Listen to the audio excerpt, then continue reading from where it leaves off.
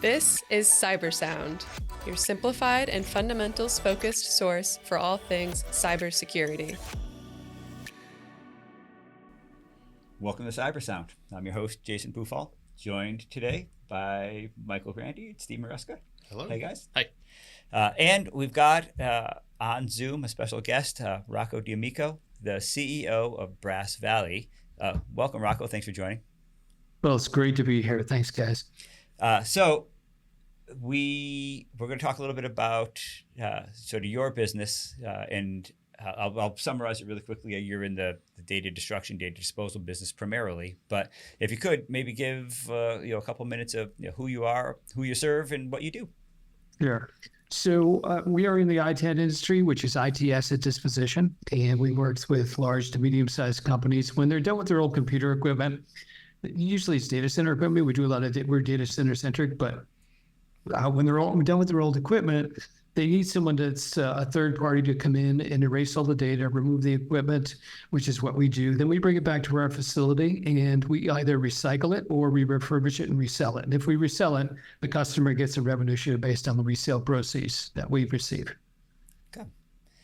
So from a destruction standpoint, is it physical destruction? Is it primarily software-based erasing of data? What types of data do you generally, is it paper and electronic? So it's a financial question really, because most of the companies that we're working with are trying to recuperate some of the investment that they have in the equipment. So our first stop is going to be erasure, if possible, and we erase to NIST 800-88 specifications. But if the equipment has no value and it's going to be scrapped anyway, what we'll recommend is that it's physically shredded. So we'll physically shred drives, and that's just a less expensive way to go for these folks. So that's how we do it. So what practices would you say organizations need to know about if they're not actually performing disposition of devices in this capacity at the moment? Well, smaller companies probably try to do an F-disk or something like that, or they'll try to do a reset or something like that, and it really doesn't get the data. It just gets the pointers it just removes the pointers to the data. The data still resides on the drive. So you really need to have a professional service or software that goes in that's specifically built for erasure, and they've got their own algorithms how they do it. They write ones and zeros over the platters, and if it's solid state, it's something different. They erase in a different manner. But I think the biggest misconception that I see, or I don't know if it's a misconception, but people ask for the Department of Defense 5220 erasure specification, and that's really like 15 or 20 years old. Right. And it was designed for older technology. And the NIST 888 standard is much more current and designed for modern drives, and it works much better. It's much quicker. And so it's also a source of cost savings for the customer as well. I'm glad you mentioned it, because too many folks reference the 7-wipe DoD standard of old, but they don't know that it's for a 10-inch drive platter from 1977, right? So that's helpful. I mean, there are plenty of people who do that just sort of blindly because they think they have to. Well, right. So, right. I mean, are you coming up against all formats of media still? I mean, do you have clients calling you about, hey, I need my 5 1/4s, my 3 1/2s, my old disc? Like, what are your conversations with clients? What types of things do you get into? Yeah, so a lot of times it's funny because a lot of times when they hear we're coming in, it's like word spreads around campus, and before you know it, people are opening out closets and saying, "Hey, while you're here, come get this and come get that." And so we do see older technologies. Typically, they don't know what they have. They just say, "We know we have hard drives, so we need to get them erased." But with that. Most of the focus with most of the companies we deal with is on the hard drives. And what they don't realize is that there's also information that's stored in other places that creates an attack vector for someone to get in, or attack surface for someone to get in if they get their hands on it. So you're speaking about arrays, for example. for years and years and years, they've been built for speed and self-healing. Right. And because of that, they use buffer memory. So we had a situation many years ago where we took in maybe 15 arrays from a large bank, and just for laughs, one of my technicians went and said, well, hey, let me, and these arrays had supposedly been erased by the OEM, and they were. But my tech said, hey, just for laughs, let me plug this in to see what happens. Well, he plugs it in, and all the data from the buffer memory got written right back onto the drive. So at that point, it was like an eye-opener for us for a couple of reasons. One was like, well, hey, if the OEMs don't even know that this stuff is in there, who else does? And the other eye-opener was we have to be vigilant and look at different areas where data might be, because it's a potential liability for our customers. So I think that people need to think about a little bit about the architecture to understand where their total exposure is. Rocco, you mentioned banks in that last example. Are there any industries that you sort of mostly focus on, or are you sort of, very broad-based? Typically, the industries we play well with are highly regulated. So it's healthcare, it's banking, it's financial services, pharmaceuticals, biopharmaceuticals, companies like that, typically. But what we have, since we're in the high end, what we have fits everybody. On the lower end too. It's just kind of better than what they've ever seen before. So, right, yeah. So I have a bit of a left field kind of question. We have some customers that care about long-term longevity of data. I'm confident you have some degree of opinion about data storage mechanisms that are resilient, that stand the test of time if they wish to keep them around a long time. Do you have any exposure to that sort of thing in your business? Not necessarily in this business, except we do get situations where there's merger and acquisition activity, and what we find is that they're either going to do one or two things. They're either going to try to hold on to the hardware that they've acquired because it's got some information that they are required to hang on to for a while, and they'll hang on to it and they'll put it in a closet or wherever they put it, or they're going to try to pump it up to the cloud to maintain it like that. So that's kind of the two mechanisms we see for people that want to retain data. Makes sense. Thank you.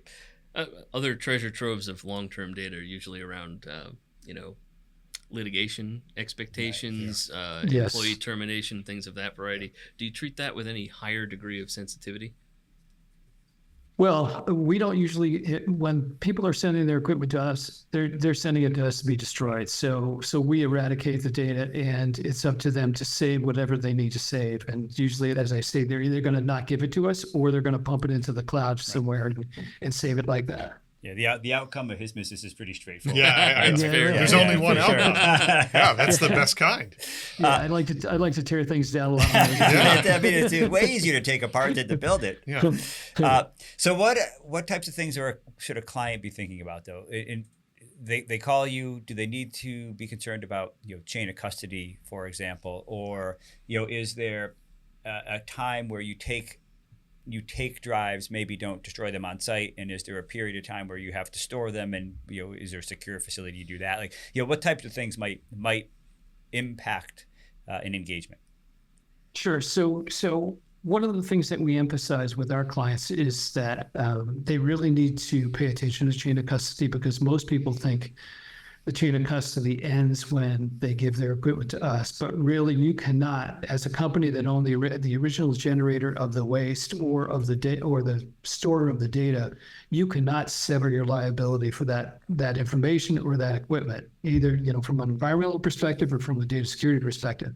So they're on the hook, no matter where it goes to me or my downstream. So a good chain of custody, and a chain of custody really, they all started out back in the hazmat industry, hazardous waste industry. It was a way to track hazardous materials from the point of origin all the way to the grave. So cradle to grave, they wanted that kind of tracking. So a good chain of custody is going to be able to give you that kind of a trace and a roadmap to see where all the equipment goes. And so a lot of times what'll happen is the customer will get a certificate of recycling, and it really, in and of itself, it's worthless. You really should have the chain of custody, and for instance, for sensitive information, you really should have serial numbers on that for the computer that it came off from, for the hard drive that it came off of. Because the first thing, when something goes wrong and something gets stolen or something ends up in a lake, which happens, the first thing that happens is they look at the serial number and they say, okay, HP serial number XYZ, and they say, and this is like the state troopers that do this or whoever does it, they go to HP and they say, who had this under maintenance? And they go, and that's how they trace it back to the original owner. And then you need, as the owner, to be able to say, okay, serial number XYZ, I gave that to Brass Valley. This is how they handled it. And you need to be able to do this. So that's that whole loop that you want to be able to construct when you go through this process. I mean, certainly there are many horror stories of devices with recoverable data on certain auction sites that we shall not mention by name. So yeah, well heard. Yeah, and so actually, if we could speak a little bit to that, asset recovery piece. You said that some of your clients hope to resell some of that, some of the hardware, recover a little bit of their initial investment. What does that process look like, and is there a chain of custody element to that, or how does that work?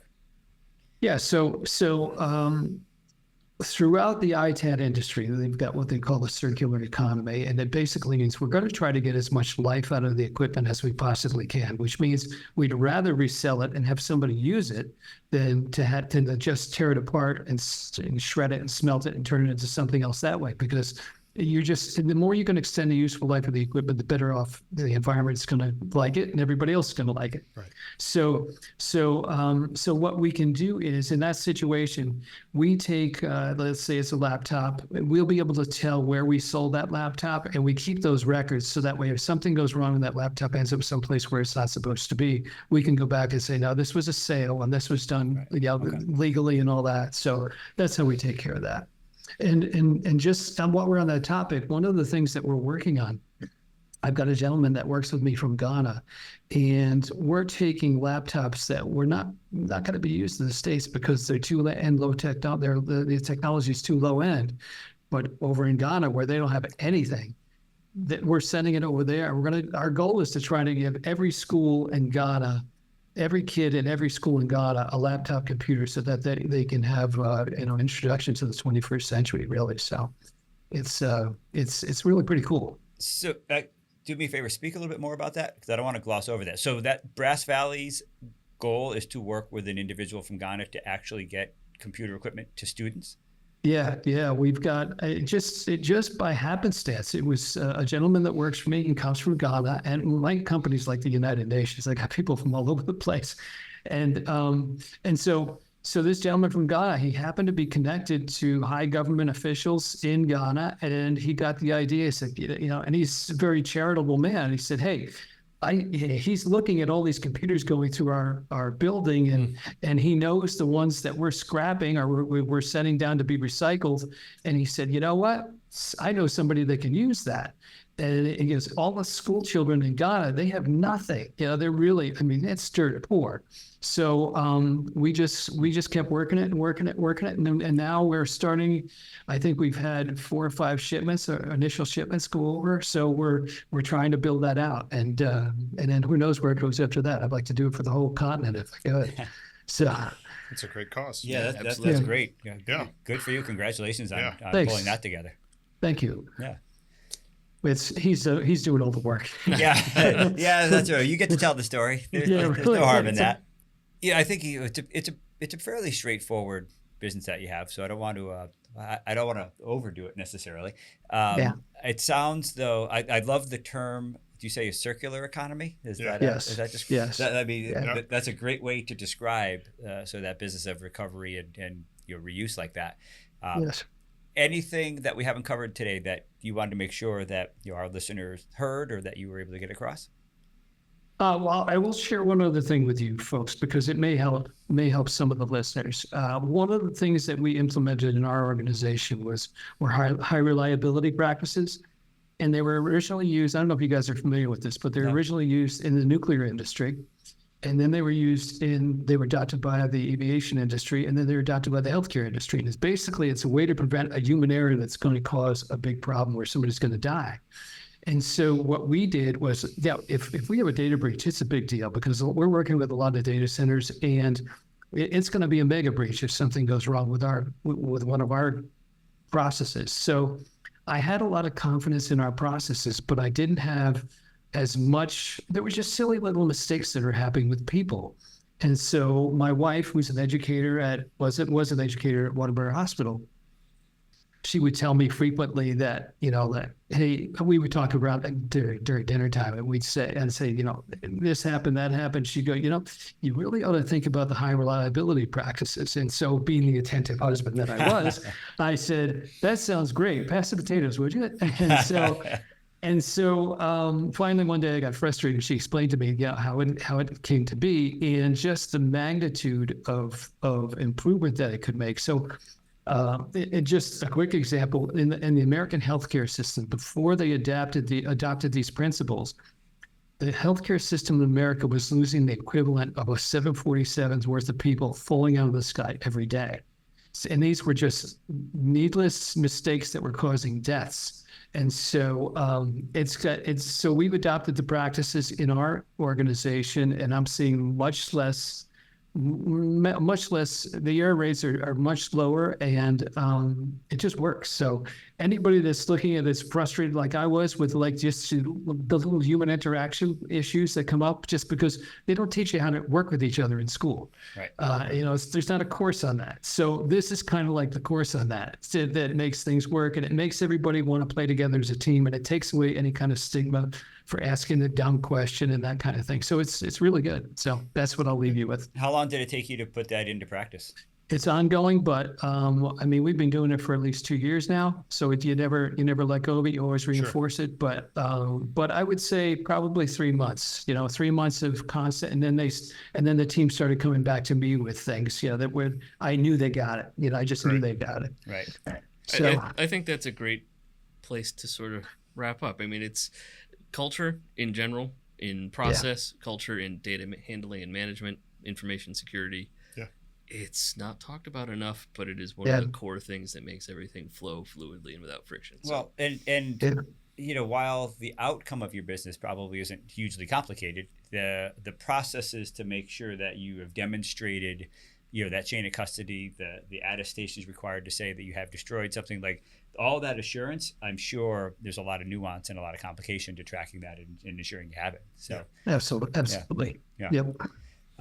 Well, I think we're roughly up against time, but I appreciate you joining. I think this is a topic that mostly every business probably cares about. Sure. And as we talk, more about data governance, hopefully, we can kind of continue to reinforce the importance of actually doing the right things with the data that you store, process, transmit, and ultimately need to dispose of. So, well, thanks for having me, guys. I really appreciate it. Yeah, thanks, Rocco. Thanks, Rocco. And of course, as always, if anybody has any questions, feel free to let us know, and we can address that and move forward. Thanks again. Thanks. Bye. We'd love to hear your feedback. Feel free to get in touch at Vancord on LinkedIn. And remember, stay vigilant, stay resilient. This has been CyberSound.